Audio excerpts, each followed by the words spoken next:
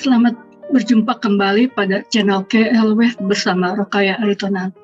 Pada sesi ini saya akan membahas tentang laporan keuangan tahun 2020, di mana laporan keuangan itu akan disinkronisasi dengan teori Elliott Wave, dan saya sudah melakukannya beberapa kali dan cocok ya. Cuman laporan keuangan yang harus kita perhatikan apa saja, rasio keuangannya saja, dan nanti kita perhatikan di dalam ulasan ini. Untuk saat ini, saya hanya akan membahas mengenai laporan keuangan yang hanya ada dua sektor, yaitu LQ45 dan Consumer Non-Cyclists dulu. Itu saja yang akan saya bahas lebih dulu. Untuk sektor lainnya segera akan saya tayangkan next pertemuan. Itulah kira-kira yang akan saya bahas mengenai laporan keuangan saat ini. Untuk ini mari kita lihat pertama, yaitu laporan keuangan yang sudah dirilis. Ada sekitar 200 sampai saat ini, ada 216 emiten yang sudah membuat laporan keuangan. Berarti sisanya masih ada sekitar 500-an ya, karena emiten yang terdaftar di BEI itu ada 700-an ya. Nah, sekarang sektor-sektor yang sudah ini saya bagi-bagi ya, sudah saya kelompokkan. Saya belum kasih nama-namanya, tapi nanti saya akan bahas berdasarkan sektor LQ45 dan Consumer Non-Cyclists itu ya, yang akan saya bahas. Jadi kalau secara yang sudah dirilis itu ini ya, kira-kira masih banyak, ada yang profit, ada yang enggak. Tapi apakah yang untuk mencari yang terbaik, kita akan lihat bagaimana perkembangan year of year tahun 2020 dari masing-masing emiten. Untuk yang pertama saya akan lihat di sektor LQ45 ya. Yang masuk LQ45 itu yaitu, nah, LQ45 itu ada 45 saham yang kategorinya liquid dan ada ketentuannya ya. Nah, di sini yang baru membuat laporan keuangan dari LQ45 itu baru sekitar 30, Adro, Akra, ANTM, ASEI, BBCA, BBNI, BBRI, BBTN, BMRI, BSDE, BTPS, Excel, Gudang Garam, HMSP, ICBP, INCO, INDF, INTP, ITMY, JPFA, JSMR, KLBF, MIKA, PTBA, SMGR, SRIL, UNTR, UNVR, dan BIKA. Di sini, di sebelah sini terlihat ya bahwa year of year dan kuartal ke kuartal 4 itu bagaimana kebanyakan merah ya, dan itu menjadi hal yang wajar karena masa COVID-19 wabah pandemi di seluruh dunia. Jadi di seluruh dunia pun laporan keuangan tidak akan ada yang bagus. Tetapi di antara laporan keuangan tersebut kemungkinan ada yang bagus juga ya. Nah, di sini yang kita pilih apakah laporan keuangan yang terbaik di sini. Nah, saya yang pertama sorting berdasarkan, kita ambil laporan keuangan sorting berdasarkan net profit yang di atas 0, artinya yang positif pada kuartal 4 atau tutup tahunnya positif ya. Nah, di sini yang terpilih adalah Akra, SMGR, Antam, INCO, ICBP, INDF, MIKA, KLBF, dan BBTN. Di sini kita bisa lihat bagaimana perkembangannya, PR-nya, ROE-nya, first book value-nya. Nah, sekarang setelah disortir, saya pilih berdasarkan return of equity. Kenapa saya memilih return of equity? Karena dengan return of equity kita bisa lebih diperkirakan bagaimana kontribusi laporan keuangan itu, performance perusahaan itu terhadap equity kita. Itu makanya return of equity yang kita pilih, yaitu yang di atas 10%. Nah, di atas 10% itu ternyata hanya ada 3, ICBP, MIKA, KLBF. Nah, dari situ kita lihat bahwa DER-nya terlihat kecil karena memang return of equity-nya bagus. Kemudian price book value-nya ini kita lihat berdasarkan sektor ya, perbandingnya. di sektor ini saya ambil Pressbook sektoral ini sumbernya dari IDX Annual Statistik tahun 2020 dan mulai dari 2018, 2019, 2020. Untuk 2020 sendiri karena mungkin ada perubahan klasifikasi indeks untuk sektoral, jadi di sini Pressbook value-nya kosong. Jadi saya ambil untuk average-nya saja yang saya buat, walaupun kecil karena 2017 di IDX nggak ada datanya, yang ada 2018, 2019 ya saya ambil pendekatan dari situ aja. Rata-rata dari kedua ini yaitu 2018 dan 2019 adalah ini Pressbook value-nya. Sedangkan PER-nya ada untuk IDX sudah menghitungnya, tapi kenapa Pressbook value belum dihitungnya saya kurang tahu. Tapi saya memanfaatkan data yang sudah ada itu aja, yaitu dari 2018 dan 2019 rata-ratanya inilah yang saya gunakan untuk sektoral ya. Di sini kita lihat bahwa dengan Pressbook yang saya fair value yang saya gunakan di sini ya berdasarkan Pressbook value, karena pendekatan yang saya udah coba Pressbook value dengan disinkronasikan dengan Elliott Wave itu lebih mendekati daripada dengan PER. Jadi saya lebih suka dengan Pressbook value. Nah di sini kita lihat bahwa ICBP Pressbook value-nya 3,79, sedangkan sektoralnya yaitu 4,91. Berarti masih di bawah sektor. Pressbook value by sektor. Kemudian Mika, nah Mika udah terlalu mahal, jadi fair value-nya 1695. Kemudian KLBF masih di bawah fair value, yaitu 1823, atau margin of safety-nya di sekitar, walaupun kecil ya, tapi ya mungkin karena ini consumer good ya, jadi saat ini mulai mendekati karena memang kebutuhan consumer good itu tidak akan berhenti walaupun kena COVID.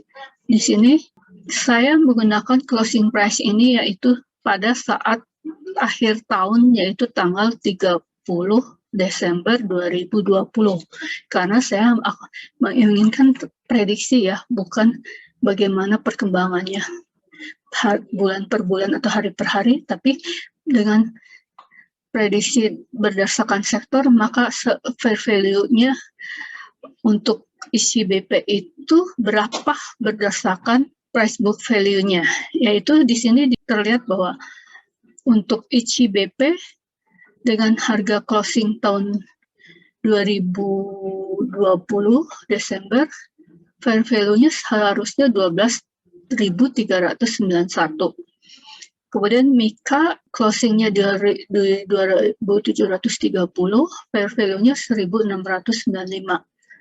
Kemudian KLBF closing price tahun 2020 itu 1.480, jadi fair value-nya saat ini adalah 1.823,17.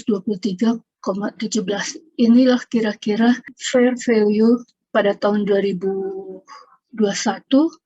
untuk ICBP sekitar 12.390,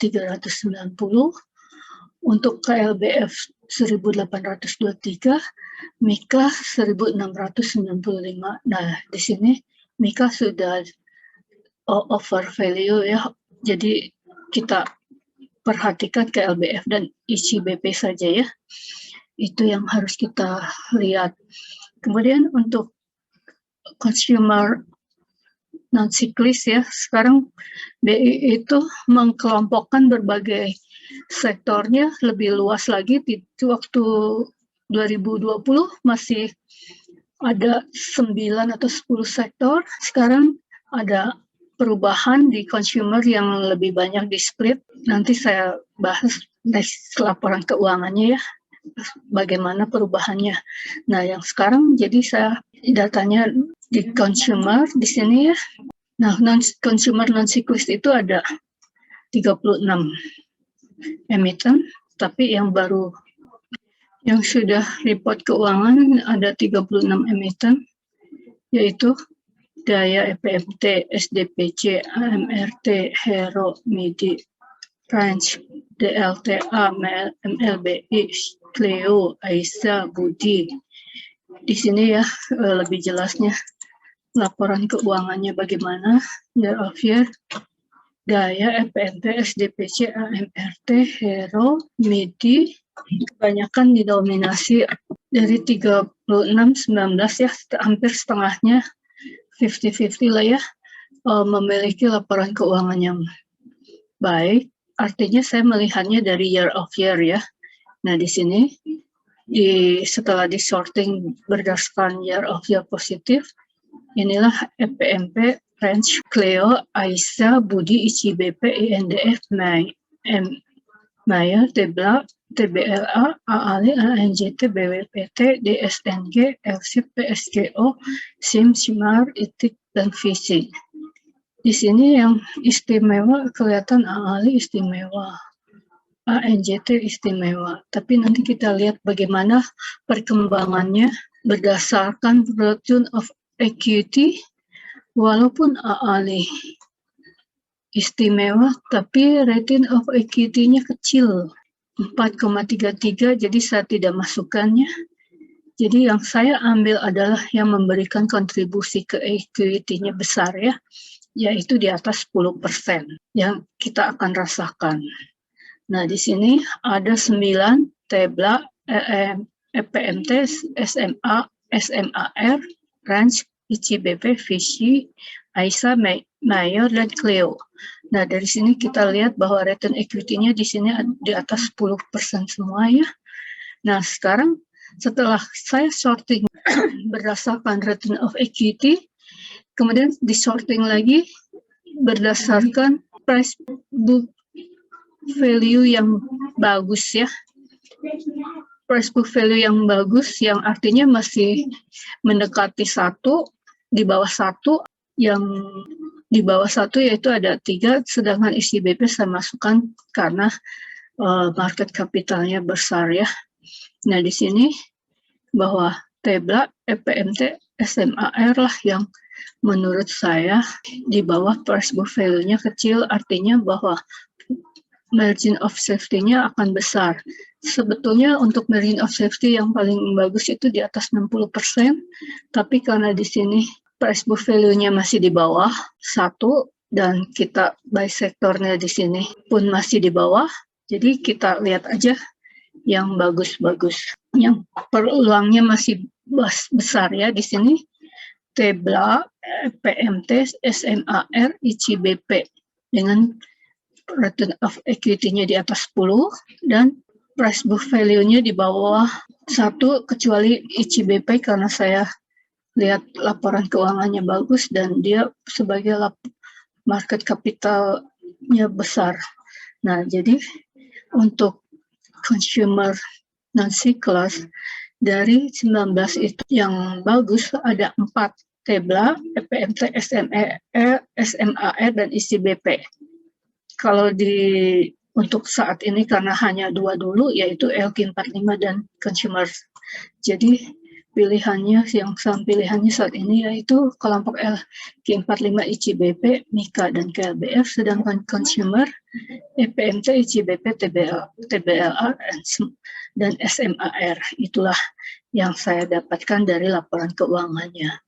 Di sini seperti yang sudah saya buat bahwa untuk Tebla, EPMT, SMAR, dan ICBP itu berbeda-beda sektornya karena saya masih mengikuti nilai price book value berdasarkan pengelompokan indeks yang masih 2020 yang masih lama karena yang sekarang belum ada historinya, jadi ya saya buat yang ini aja.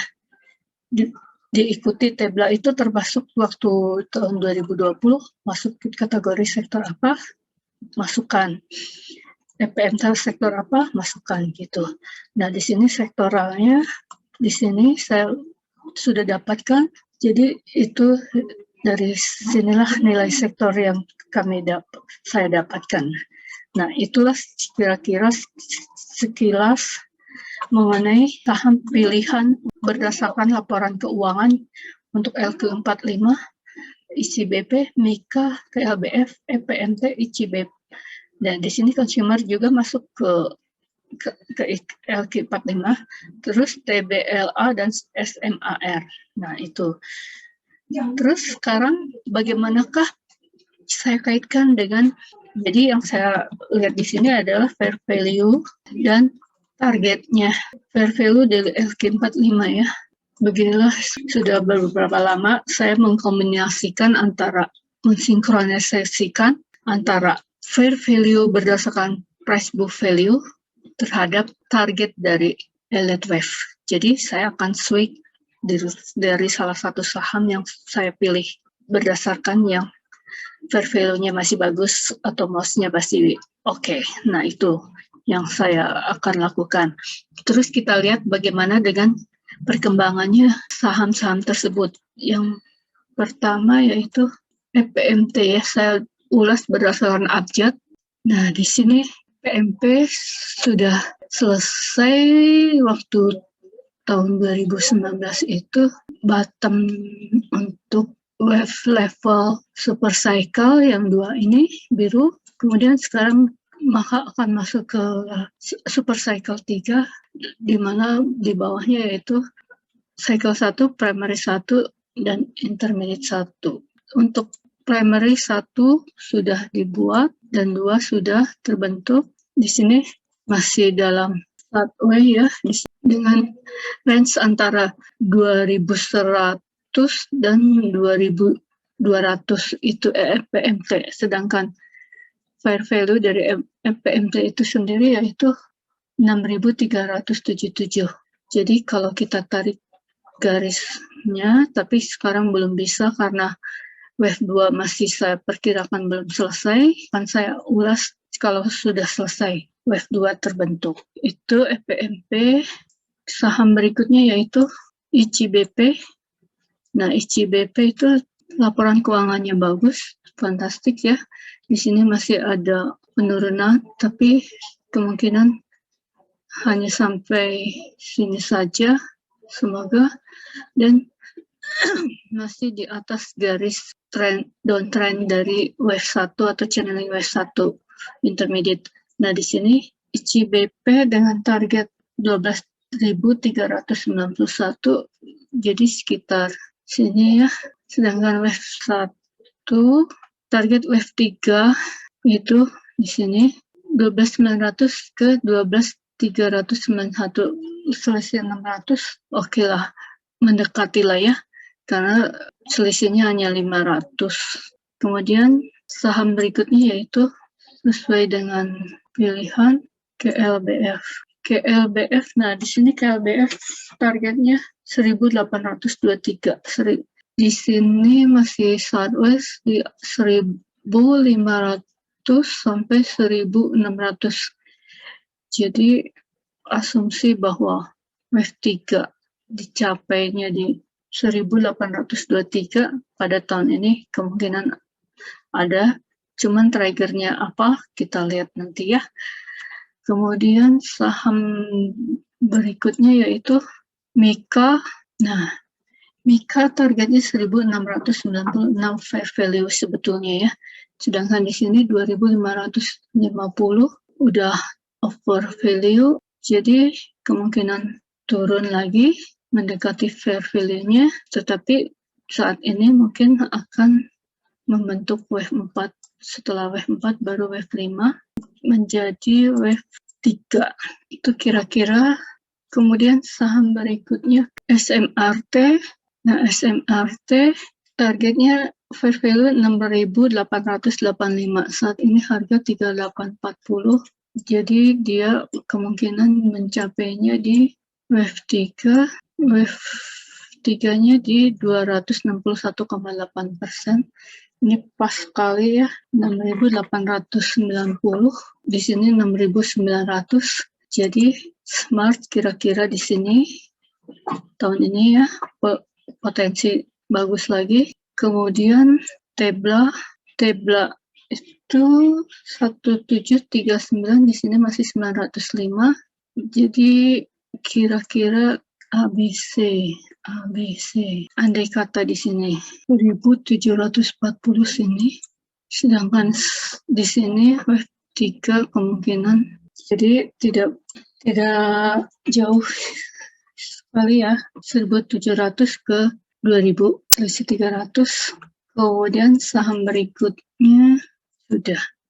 Itulah kira-kira 6 saham yang saya ulas untuk laporan keuangan di sektor LQ45 dan consumer non-cyclis, di mana ada 2 saham yang target dari perhitungan laporan keuangan proyeksinya mendekati ke target dari Elliott Wave-nya.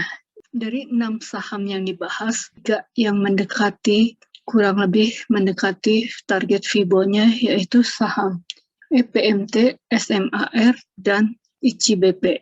Itulah kira-kira ulasan yang saya buat untuk laporan keuangan dari LQ45 dan consumer non-cyclis yang sudah keluar kita bahas. Selamat mempelajari dan sampai jumpa pada laporan keuangan untuk sektor berikutnya. Salam cuan.